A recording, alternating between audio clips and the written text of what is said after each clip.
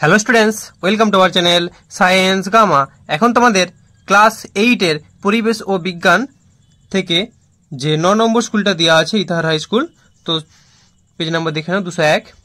তো এখানে তোমাদের এই সমস্ত কোশ্চেনগুলো যেগুলো 1 নম্বর 2 নম্বর এবং তোমাদের যে 2 নম্বরের কোশ্চেনগুলো আছে তার সমস্ত উত্তরটা এই ভিডিওটিতে দেবো। তো তোমরা চ্যানেলটিতে নতুন হয়ে থাকলে এই ধরনের ভিডিওগুলি পাওয়ার জন্য অবশ্যই চ্যানেলটিকে সাবস্ক্রাইব করে রাখো।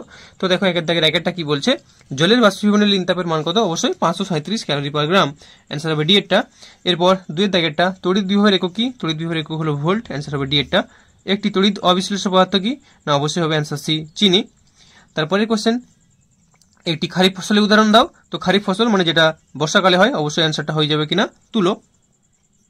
তারপর 5 এর দাগেরটা, মাছের প্রজননে কোন গ্রন্থির নির্যাস ব্যবহার করা হয়? অ্যান্সার হয়ে যাবে বি এরটা, পিটুইটারি গ্রন্থি। এরপরে কোশ্চেন, কোনটি ডেঙ্গি রোগের লক্ষণ? চোখের পিছনে ব্যথা, চামড়ায় ফুসফুস, না অনুচক্রিকার সংখ্যা হ্রাস পেয়ে যায়। ডেঙ্গি হলে অনুচক্রিকার সংখ্যা হ্রাস পায়। এরপর 7 এর দাগেরটা, পদার্থ কোনটি তাপের কুপরিবাহী? তো তাপের কুপরিবাহী হবে অ্যান্সারটা প্লাস্টিক, কারণ বাকিগুলো আছে ধাতব পদার্থ, এটা হচ্ছে অধাতব পদার্থ। এরপর 8 এর দাগেরটা, পারদের সূচনাঙ্ক কত? না, পারদের সূচনাঙ্ক হলো 357 ডিগ্রি সেন্টিগ্রেড। এরপর দেওয়া আছে 9 Fe2+ থেকে হচ্ছে Fe3++ E- এটি একটি কি বিক্রিয়া? তো দেখো ইলেকট্রন কোন দিকে যোগ হয়েছে? ইলেকট্রন ডান দিকে যোগ। ইলেকট্রন ডান দিকে যোগ হলে জারণ, ইলেকট্রন বাম দিকে যোগ হলে বিজারণ। তো এটা অ্যান্সার হয়ে যাবে বি এরটা, জারণ। এরপরের কোশ্চেন 10 এর দাগেরটা, কোন রাসায়নিক বিক্রিয়াটি তাপগ্রাহী পরিবর্তন? তাপগ্রাহী মানে বিক্রিয়াটা ঠান্ডা হয়ে যাবে। দেখো এখানে তাপ গ্রহণ করছে মানে মাইনাস তাপ লাস্টে পাবো আমরা, অ্যান্সার হবে সি এরটা। চলো এরপর সত্য মিথ্যা কি কি আছে দেখে নাও। এখানে একেরটা, ম্যালেরিয়া কথাটির অর্থ খারাপ বায়ু, এটা অবশ্যই সত্য কথা, তাই অ্যান্সারটা হয়ে যাবে সত্য। সত্য শুধু দাগ দিয়ে দিচ্ছি, এখানে তোমরা সত্য পাশে লিখবে। চলো, কালা জ্বরের অপর নাম কি? কালা জ্বরের অপর নাম হচ্ছে কিনা দমদম জ্বর, দমদম জ্বর। 3 বস্তুর উষ্ণতা বাড়াতে প্রয়োজনীয় তাপ নির্ভর করে কিসের উপর? তো বস্তুর উপাদানের উপর, ভরের উপর আর উষ্ণতা পরিবর্তনের উপর। ঠিক আছে, তো এতগুলো জিনিসের উপর নির্ভর করে। যেহেতু শর্ট কোশ্চেন, তোমরা শুধু একটা লিখলেও নাম্বার দিবে আর 3টা জিনিস লিখলেও হবে। হ্যাঁ, বস্তুর ভর, উপাদান আর উষ্ণতার হ্রাস বৃদ্ধির উপর বা উষ্ণতার পার্থক্যের উপর। চলো এরপর 4 এর দাগেরটা, যে সমস্ত পদার্থ রাসায়নিক বিক্রিয়ার বেগ বাড়ায় তাকে কি বলা হয়? তাকে বলে অনুঘটক। আচ্ছা, এখানে আমি একটা শুধু লিখে দিই উপাদান, এটা হবে অনুঘটক। এরপর সত্য মিথ্যা, জারক দ্রব্য সর্বদা অন্যকে বিজারিত করে নিজে জারিত হয়। তো জারক দ্রব্য কি হয়? জারক দ্রব্য হচ্ছে নিজে বিজারিত হয়, তার মানে এটা মিথ্যা। 2টি অজৈব সারের উদাহরণ দাও। তো 2টি অজৈব সার একটা লিখতে পারো, NPK, urea, ammonium sulphate, ammonium nitrate ইত্যাদি।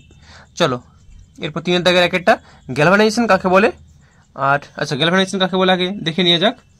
গ্যালভানাইজেশন, লোহার উপর জিঙ্কের প্রলেপ দেওয়াকে কি বলা হয়? গ্যালভানাইজেশন। তো তোমরা একটু ভালো করে, যেহেতু 2 নম্বরে জানতে চাইছো, একটু ভালো করে লিখতে হবে। তো এটা লিখবে, দেখো, লোহার তৈরি দ্রব্যকে মরচে পড়ার হাত থেকে রক্ষা করার জন্য তড়িৎ বিশ্লেষণ পদ্ধতিতে ওই দ্রব্যের ওপর লোহা অপেক্ষা কম সক্রিয় ধাতু জিঙ্কের প্রলেপ দেওয়ার পদ্ধতিকে গ্যালভানাইজেশন বলে এবং এইভাবে প্রাপ্ত লোহাকে গ্যালভানাইজড লোহা বলে। ঠিক আছে, এবার 2 নম্বর দিয়েছে, এটুকু লিখলে, উদ্দেশ্য লিখলে লিখতে পারো। হ্যাঁ, আর উদ্দেশ্য ব্যবহার এত লেখার দরকার নেই, শুধুমাত্র একটা পর্যন্ত লিখলেও 2 দিয়ে দিবে, কারণ কাকে বলে শুধু জানতে চেয়েছে। চলো এরপর নেক্সট কোয়েশ্চেন কি আছে, লোহার মরচে ধরে আটকানোর 2টি উপায় লেখো। তাহলে অ্যান্সার তোমাদের দেখিয়ে দিই, মরচে ধরে আটকানো 2টি উপায়। দেখো অ্যান্সারটা, লোহার যন্ত্রপাতি বা বাসনপত্রকে মরচে ধরা থেকে বাঁচাতে তড়িৎ লেপনের সাহায্য, অর্থাৎ এর উপর নিকেলের সূক্ষ্ম আস্তরণ দিতে হবে, এটা লিখতে পারো, নিকেলের আস্তরণ, এটা দিয়ে করতে পারো। গ্যালভানাইজড লোহা জিঙ্কের প্রলেপ দিয়ে, সেটাও লোহার মরচে আটকাবে। ঠিক আছে, বা লোহার উপর জিনিসের উপর কি, লোহার জিনিসের উপর রং করে দিলে হবে, রং বা আলকাতরা মাখিয়ে দিলে হবে। তো এই পদ্ধতিগুলো লিখলেই চলবে। 2 নম্বর আছে, তো 3টা পয়েন্ট বললাম। ঠিক আছে, চলো নেক্সট কি আছে দেখে নেওয়া যাক। এরপরে কি বলছে দেখো, CuO+H2, এখান থেকে পাচ্ছে CuO+H2 বিক্রিয়াটিতে জারণ, বিজারণ, জারক দ্রব্য এবং বিজারক দ্রব্য চিহ্নিত করো। তাহলে দেখো CuO, এখান থেকে কি হচ্ছে না CuO, এখান থেকে হচ্ছে Cu। তাহলে কিউপ্রিক অক্সাইড থেকে যদি অক্সিজেনটা বেরিয়ে যায়, দিয়ে উৎপন্ন হচ্ছে কপার, তাহলে অক্সিজেন বিয়োগ মানে কি? অক্সিজেন বিয়োগ মানে অবশ্যই বিজারণ। এটা হচ্ছে বিজারণ বিক্রিয়া, এটা বিজারণ বিক্রিয়া। আর হাইড্রোজেনের সঙ্গে এখানে কি অক্সিজেন যোগ হচ্ছে, হাইড্রোজেনের সঙ্গে যদি অক্সিজেন যোগ হয় তাহলে কি মানে অক্সিজেন যোগ হলে জারণ, তাহলে হাইড্রোজেনের সঙ্গে অক্সিজেন যোগ হওয়া মানে এটা হবে কিনা জারণ। তাহলে আমরা এখানে কি বলবো যে সিইউ, এখানে বিজারণ ঘটছে মানে সিইউ হলো জারক, তাহলে জারক দ্রব্য বলেছে, জারক দ্রব্যে লিখবে সিইউও, আর বিজারক দ্রব্য লিখতে বলেছে, বিজারক দ্রব্যে লিখবে কি না H2। ঠিক আছে, এরপর 3 দাগেরটা স্ফুটন কাকে বলে। আচ্ছা দেখে নাও স্ফুটন কাকে বলে। একটি নির্দিষ্ট উষ্ণতায় তরলের সমগ্র অংশ থেকে অতি দ্রুত বাষ্পীভবনের প্রক্রিয়াকে স্ফুটন বলে। এবার যেহেতু এটা 2 নম্বরে দিয়েছে সঙ্গে একটু জুড়ে দিবে, যে নির্দিষ্ট উষ্ণতায় কোনো বিশুদ্ধ তরলের স্ফুটন শুরু হয় ও যতক্ষণ স্ফুটন চলে ততক্ষণ ওই উষ্ণতা স্থির থাকে, সেই উষ্ণতাকে তরলের স্ফুটনাঙ্ক বলে। ঠিক আছে, 2 নম্বরে তো আছে, তো স্ফুটনের সংখ্যা এটা খারাপ দেওয়া নেই, এটা লিখলেই চলবে, আর তার সঙ্গে এটা একটু জুড়ে দেবে। চলো নেক্সট কি আছে দেখে নাও। গরমকালে ঘামে ভেজা শরীর হাওয়ার সামনে দাঁড়ালে আরাম লাগে কেন? তো অ্যান্সারটা দেখে নাও। তাহলে লিখবে গরমকালে ঘামে ভেজা শরীরে হাওয়ার সামনে দাঁড়ালে দেহে শীতলতার অনুভূতি হয়, তাই আরাম লাগে। সেই সময় ঘাম শুকিয়ে যায় অর্থাৎ বাষ্পীভূত হয়। ঘামের এই অবস্থার পরিবর্তনের জন্য লিনতাপ দরকার হয়।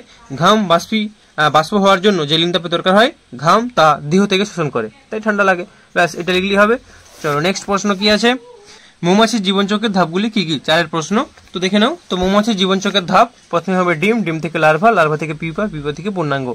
তো যেহেতু এটা 2 নম্বরের কোশ্চেনে দেওয়া আছে, তো তোমরা এরকম ভাবে ছক আকারে লিখে দেখবে বা তীর দিয়ে লিখবে। প্রথমে ডিম, তীর দিয়ে লার্ভা, তারপরে তীর দিয়ে পিউপা, তারপরে পূর্ণাঙ্গ। হ্যাঁ, আর এইটুকু ভাষাটা লিখতে পারো যেহেতু 2 নম্বরের কোশ্চেনটা আছে। ব্যাস, চলো নেক্সট প্রশ্ন কি আছে দেখে নেওয়া যাক। ওর একটা অথবা দিয়েছে যে ব্রয়লার পালনে ডিপ লিটার পদ্ধতি আলোচনা করো। তো এই প্রশ্নটা অনেকগুলো পেজেই আছে যে ডিপ লিটার পদ্ধতি, তো দেখে নাও ডিপ লিটার পদ্ধতি। তাহলে কি লিখবে যে এই যে বিচালি, কাঠের গুঁড়ো, শুকনো পাতা, ধান, তুলো বীজ আর জবের তুষ, ভুট্টা, আমের খোসা ইত্যাদি দিয়ে ঘরের মেঝেতে জীবের জন্য যে শয্যা তৈরি করা হয় সেটাকে লিটার বলে। প্রথমে কাঠের গুঁড়ো ছড়িয়ে তার উপর খড় বিছানো হয়, এরপর অন্যান্য জিনিসগুলো বিছিয়ে 10 থেকে 15 সেন্টিমিটার পুরো নতুন লিটার তৈরি করা হয়। মুরগিরা থাকতে আরম্ভ করলে ওই লিটার মুরগির মল ভালোভাবে মিশে গেলে পুরনো লিটারের উপর আবার নতুন করে 5 সেন্টিমিটার পুরো লিটার পাতা হয়। এর ফলে মোটামুটি 20 সেন্টিমিটার পুরো স্থায়ী লিটার তৈরি হয়। এটা হচ্ছে কিনা ডিপ লিটার। ঠিক আছে, চলো এরপরে কোশ্চেন কি আছে দেখে নেওয়া যাক। হেপাটাইটিস কি ঘটিত মারণ রোগ? আর এর সাথে একটা দিয়েছে যে বিশ্ব হেপাটাইটিস দিবস কবে পালিত হয়। তোমাদের অ্যান্সারটা দেখিয়ে দিই। হেপাটাইটিস হলো একটা ভাইরাস ঘটিত মারণ রোগ। দেখে নাও, হেপাটাইটিস হলো ভাইরাস ঘটিত মারণ রোগ। আর কবে পালন করা হয় না, বিশ্ব স্বাস্থ্য সংস্থা 28শে জুলাই দিনটিকে বিশ্ব হেপাটাইটিস দিবস হিসেবে পালন করে। তাহলে প্রথম অ্যান্সারটা হলো ভাইরাস ঘটিত মারণ রোগ, আর তারিখটা হচ্ছে 28শে জুলাই, হেপাটাইটিস দিবস। ঠিক আছে, তো আজকের ভিডিওটা এই পর্যন্তই। তো তোমাদের যদি ভিডিওটি ভালো লাগে, কিছুটা হলেও হেল্পফুল বলে মনে হয়, তবে চ্যানেলটিকে অবশ্যই সাবস্ক্রাইব করে রাখো, আর ভিডিওটি ভালো লাগলে লাইক করে রাখো। ওকে, ভালো থেকো, বাই।